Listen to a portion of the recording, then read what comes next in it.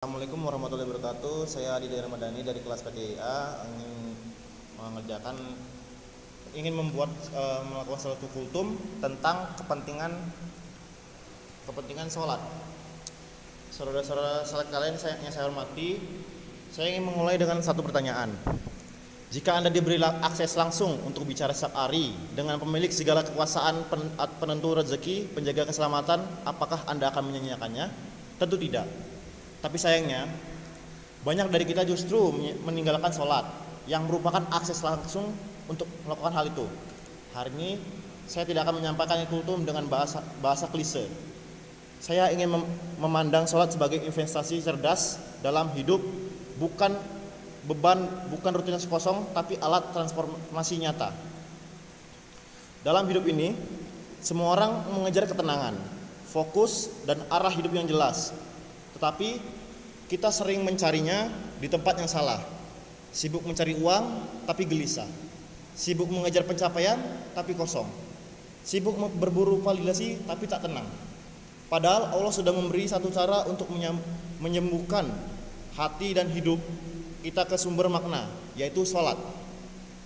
Sholat adalah titik balik harian, bukan pelengkap waktu senggang, tapi fondasi hidup sehat secara rohani.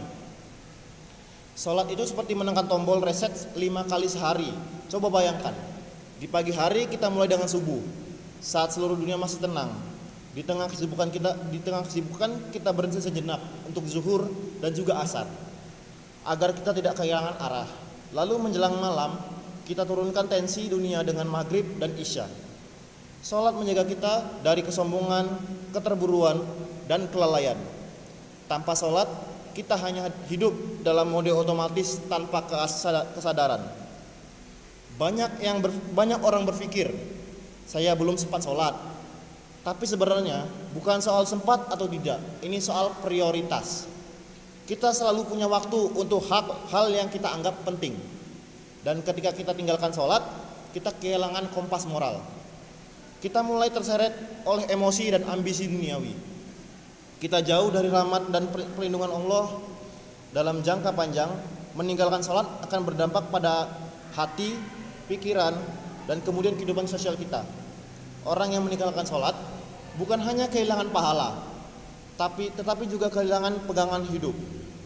Kita lihat ke belakang kepada para teladan kita.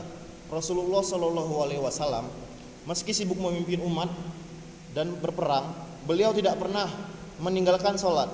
Umar bin Khattab, pemimpin besar yang ditakuti dan dihormati, sangat lembut dalam sholatnya. Ulama-ulama besar di tengah ilmu dan popularitas tetap menjadikan sholat sebagai titik pusat kekuatan mereka. Mengapa mereka menjaga sholat? Karena mereka tahu dari sholatlah datang kejernihan hati, dari sholatlah kekuatan jiwa dan keberkahan hidup ada. Kita tidak butuh untuk jadi sempurna dulu untuk memulai. Mulailah dengan sholat tepat waktu, meski singkat. Hadirkan kesadaran dalam setiap gerakan dan bacaan. Jadikan sholat sebagai momen terpenting dalam hidup kita, hari kita, dan bukan sisa waktu. Kalau kita bisa menyisihkan waktu saja untuk hal kecil seperti scroll media sosial atau menonton video, maka kita pasti bisa menyediakan waktu kita untuk sholat, yang manfaatnya jauh lebih besar daripada hal sebelumnya. Mari ubah cara pandang kita. Sholat bukanlah kewajiban yang berat. Sholat adalah anugerah hidup yang meringankan beban hidup.